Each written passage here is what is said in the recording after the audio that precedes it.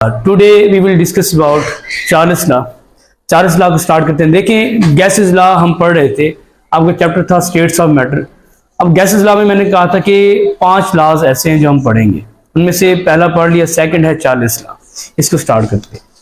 जैसे boys law scientist के name की बेस पे था, ये भी साइंटिस्ट के नेम की बेस पे है। चार्ल्स लॉ, जे चार्ल्स एक साइंटिस्ट था, इसने 1787 में ये कानून दिया गैसेस के बारे में। अब देखिए, जब भी आप गैस लॉज पढ़ेंगे ना, 4 क्वांटिटीज को पढ़ेंगे: volume, temperature, number of moles of gases और प्रेशर। 4 क्वांटिटीज का रिलेशनशिप जो लॉज बताते हैं वो गैस लॉज है। कल हमने प्रेशर और वॉल्यूम को देखा था, वो वेरिएबल थे, बाकी दोनों कांस्टेंट थे। अब चारों में से ना 2 वेरिएबल होंगे, 2 कांस्टेंट होंगे हर एक लॉ में। उधर प्रेशर चेंज करने से वॉल्यूम चेंज हो रहा था, इधर टेम्परेचर चेंज करने से वॉल्यूम चेंज होगा। टेम्परेचर बढ़ाएंगे वॉल्यूम बढ़ेगा, टेम्परेचर कम करेंगे वॉल्यूम कम हो जाएगा। सिंपल इसकी स्टेटमेंट बनाते हैं। देखिए, इसकी जो चार्ल्स लॉ की स्टेटमेंट है, फर्स्ट स्टेटमेंट, इसकी भी दो स्टेटमेंट होंगी। ऐसे लास्ट टाइम 2 स्टेटमेंट हुई थी बॉयज लॉ में। देखिए, वॉल्यूम वैसे same to same, volume of given mass of gas is increased, या आप लिखते हैं directly proportional, is directly proportional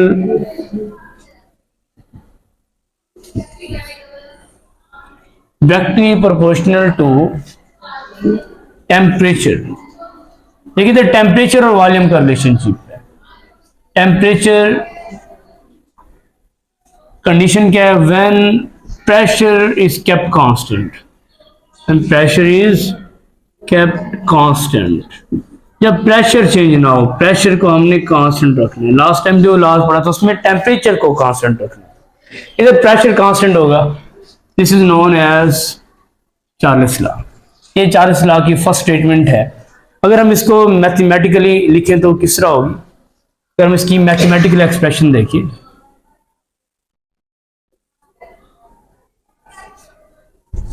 ये सिंपल से लॉज हैं, एग्जाम क्वेश्चन में भी आते हैं। शॉर्ट बहुत इंपॉर्टेंट है। Define boys law, give statement, ठीक है। Define Charles law, give statement. अब मैथमेटिकल एक्सप्रेशन क्या बनेगी? वॉल्यूम डायरेक्टली, देखिए प्रोपोर्शनैलिटी का जो साइन होता है वो इस तरह होता है, ठीक है जी। अब अगर डायरेक्टली तो वॉल्यूम इंक्रीज करने से टेम्परेचर भी इंक्रीज होगा। देखिए, ये मैथमेटिकल एक्सप्रेशन है कि volume is directly proportional to temperature, pressure इसमें कांस्टेंट होगा। देखिए, ये जब साइन लगाएंगे, अगर आप बिल्कुल स्ट्रेट लिख देते हैं, ये डायरेक्टली प्रोपोर्शनल का साइन है। लेकिन कब कंडीशंस हैं? जब प्रेशर और नंबर ऑफ मोल्स ये दोनों कांस्टेंट हों। लेकिन P से प्रेशर, N से number of moles of gas. Number of moles का मतलब अमाउंट ऑफ गैस के अमाउंट की मिकदार कितनी है, सही है। Number of moles of gas, pressure और N, P और N कांस्टेंट होने चाहिए। जब आप टेम्परेचर बढ़ाएंगे वॉल्यूम भी बढ़ेगा, टेम्परेचर कम करेंगे वॉल्यूम कम। बात समझ आ रही है आपको? देखिए, अगर ये वाला साइन मैं हटाता हूं, तो अगर मैं इक्वालिटी का साइन लगाता हूं, V इज इक्वल टू, फिर इधर K आएगा, K कांस्टेंट, इसको कहते हैं प्रोपोर्शनैलिटी कांस्टेंट, ठीक है। KT हो जाएगा, okay. V is equal to KT, ध्यान तक क्लियर है।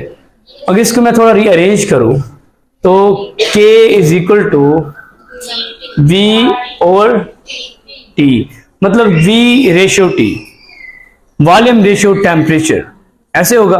तो यहां से सेकंड स्टेटमेंट निकलती है। जैसे उधर K is equal to VP था सेकंड स्टेटमेंट, इधर K is equal to V और T है। V रेशियो T, ठीक है, वॉल्यूम रेशियो टेम्परेचर। यहां से सेकंड स्टेटमेंट निकलती है। सेकंड स्टेटमेंट,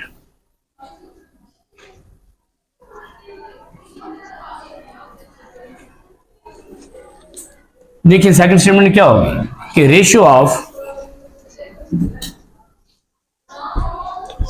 वॉल्यूम की रेशियो है टेम्परेचर से, volume to temperature remains constant, ये कांस्टेंट रहेगी व्हेन, जब दो चीजें कांस्टेंट, व्हेन प्रेशर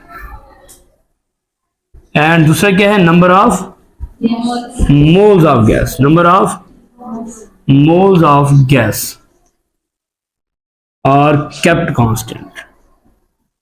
अब इन दो चीजों को हम कांस्टेंट रखेंगे तो वो उनका जो उनकी रेशियो आएगी वो भी कांस्टेंट आएगी। इसकी हम एक्सपेरिमेंटल वेरिफिकेशन भी देखती है, इसको प्रूव भी करते हैं। एक आपका न्यूमेरिकल है, आपकी बुक में दिया हुआ है, तो यहाँ से एमसीक्यूज भी बन सकते हैं। अब इसमें जो पहले हम एक्सपेरिमेंटल वेरिफिकेशन में आप सिंपल उसी तरह देख लें जैसे कल हमने देखा था एक्सपेरिमेंटल वेरिफिकेशन।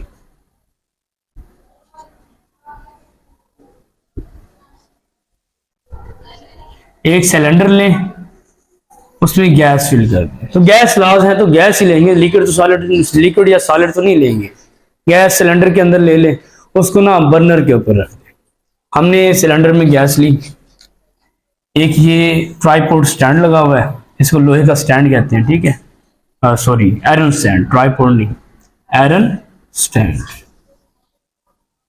अब इसके ऊपर हमने सिलेंडर लटका दिया,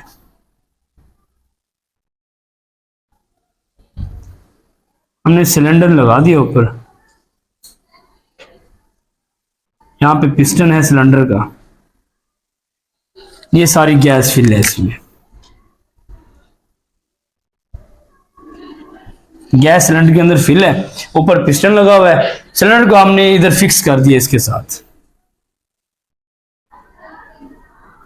इस आयरन स्टैंड के ऊपर हमने इसको लटका दिया, हैंग किया हुआ है। नीचे से हमने बर्नर से आग देनी है, टेम्परेचर देना है, हीट देनी है। यहां से जब हीट मिलेगी इसको,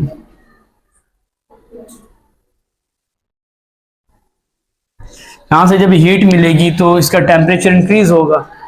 जैसे ही टेम्परेचर इंक्रीज होगा तो ये पिस्टन है, पिस्टन ऊपर मूव करेगा, क्योंकि जो पिस्टन है, पिस्टन ये मूवेबल है, ये फिक्स नहीं है। मूवेबल पिस्टन होना चाहिए, पिस्टन फिक्स नहीं होना चाहिए। लास्ट टाइम भी जो हमने लिया था पिस्टन मूवेबल था, पिस्टन नीचे मूव कर रहा था, प्रेशर दे रहे थे। लेकिन यदि हम टेम्परेचर नीचे से देंगे तो वॉल्यूम इंक्रीज होगा। जब भी आप गैसेस का या लिक्विड का भी टेम्परेचर बढ़ा दें तो उनके मॉलिक्यूल्स दूर दूर जाते हैं, ठीक है। मॉलिक्यूल्स जैसे ही दूर जाते हैं तो वॉल्यूम एक्सपैंड होता है, वॉल्यूम इंक्रीज होता है। तो जैसे जैसे नीचे से टेम्परेचर मिलेगा तो वॉल्यूम इंक्रीज होगा, पिस्टन ऊपर मूव करेगा। इसकी सेकंड डायग्राम कैसे बनेगी, देखिए, वही सिलेंडर है, इसके पिस्टन ने ऊपर मूव कर लिया। पहले पिस्टन यहां तक था, अब पिस्टन इधर तक पिस्टन ने मूव किया, क्योंकि वॉल्यूम इंक्रीज हुआ तो पिस्टन ने भी मूव कर लिया। नीचे से दबाव पड़ेगा ना, पिस्टन ऊपर जाएगा। पहले अगर वॉल्यूम इतना था, यहां से यहां तक था V1, तो अब यहां से यहां तक कितना बन जाएगा, V2, ठीक है। पहले टेम्परेचर जो हम सिंपल टेम्परेचर था T1 था, वॉल्यूम V1 था, अब टेम्परेचर T2 हो जाएगा। T2 टेम्परेचर इंक्रीज कर लिया, पहले सिंपल टेम्परेचर था, रूम टेम्परेचर। अब हमने टेम्परेचर इंक्रीज किया तो वॉल्यूम भी इंक्रीज हो गया। यहां से प्रूफ हो गया कि टेम्परेचर इंक्रीज करने से वॉल्यूम इंक्रीज होता है।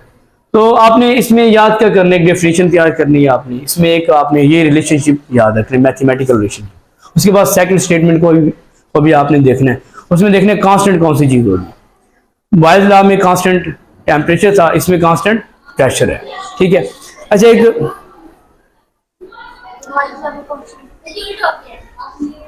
जो आपने बॉयज लॉ पढ़ा था उसमें टेम्परेचर कांस्टेंट था ना, उसमें बॉयज लॉ में टेम्परेचर कांस्टेंट था, प्रेशर बढ़ाने से वॉल्यूम कम होता है ना, टेम्परेचर कांस्टेंट था। आज हमने चार्ल्स लॉ पढ़ा तो इसमें क्या है, इसमें प्रेशर कांस्टेंट है, उसमें टेम्परेचर, इसमें प्रेशर, ये बात मिक्स हो जाती है, ठीक है। तो उसमें टेम्परेचर कांस्टेंट, इसमें प्रेशर। अच्छा, इधर देख, एक न्यूमेरिकल है आपकी बुक में, उसको देखते हैं, वहां से आपको थोड़ा आइडिया होगा। देखिए न्यूमेरिकल देखिए,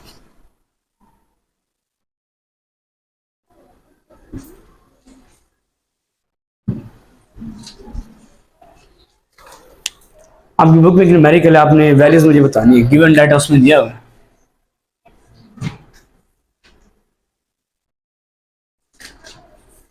कहते हैं कि गैस है सिलेंडर के अंदर, उसका वॉल्यूम है, कितना वॉल्यूम दिया हुआ बताएंगे? 250 centimetre cube is the volume. और टेम्परेचर कहते हैं इनिशियल जो T1 टेम्परेचर है वो था 127 इसका सेल्सियस टेम्परेचर है, डिग्री सेल्सियस। T2 कहते हैं कि डिक्रीज हो गया, हमने टेम्परेचर कम किया, -27 डिग्री सेल्सियस। ये स्टेटमेंट है। अब बताएं जी टेम्परेचर कम करने से वॉल्यूम पे क्या इफेक्ट पड़ेगा? टेम्परेचर कम करेंगे तो वॉल्यूम कम होगा, सही है। देखिए V2 हमने फाइंड करना है, ये V1 है, हमने V2 फाइंड करना है, फाइनल वॉल्यूम। अब सबसे पहले हम ना ये जो वैल्यूज हैं इनको चेंज करेंगे। ये जो सेंटीमीटर क्यूब है इसको हमने डेसीमीटर क्यूब में चेंज करना है, तो 1000 पे इसको डिवाइड करेंगे, वो 50 को 1000 पे जब डिवाइड करेंगे तो ये आ जाएगा 0.250 डेसीमीटर क्यूब, सिंपल।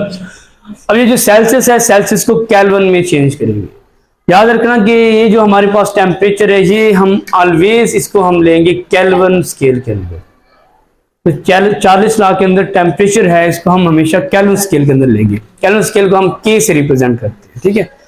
तो जब केल्विन में लेंगे, केल्विन में इसको चेंज करेंगे, इसके साथ प्लस हो जाएगा 127 प्लस 273, ये फार्मूला है, ये 400 केल्विन हो जाएगा, सही है।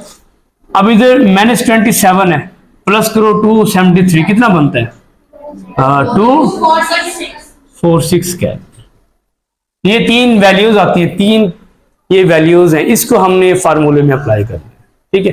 अच्छा, इससे एक फार्मूला भी निकलता है, देखिए यहां से कि इसी सेकंड स्टेटमेंट को देखिए, K is equal to V1 over T1, K is equal to V2 over T2।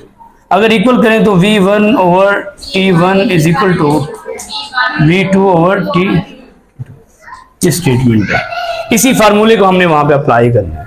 देखिए वी नो दैट फार्मूला क्या है, फार्मूला हमारे पास है V1 over T1 is equal to V2 over T2। यहां से रीअरेंज करें, V2 is equal to V1 over T1 multiply by क्या हो जाएगा? T2, ऐसे। अब V2 इसमें वैल्यूज पुट करें बाय पुटिंग वैल्यूज, हमने वैल्यूज जब पुट की, ये 3 वैल्यूज, V1 कितना है जी? 0.250। ये T2 कितना है हमारे पास? 246। और T1 कितना था? 400। तो V2 कितना निकलता है कैलकुलेट करके हमारे पास? देखिए जी V2 कितना निकल रहा है? 0.15363 डेसीमीटर। अब देखिए हमारे पास क्वेश्चन सेंटीमीटर क्यूब में था, इसको दोबारा सेंटीमीटर क्यूब में चेंज कर दे, तो इसको 1000 से हम मल्टीप्लाई कर दें। देखिए सेंटी को डेसी में तब्दील किया तो 1000 पे डिवाइड किया था, अब वो डेसी को सेंटी में तब्दील करने के लिए 1000 से मल्टीप्लाई करेंगे तो ये वैल्यू 3 डिजिट आगे बढ़ जाएगी, 153 सेंटीमीटर क्यूब।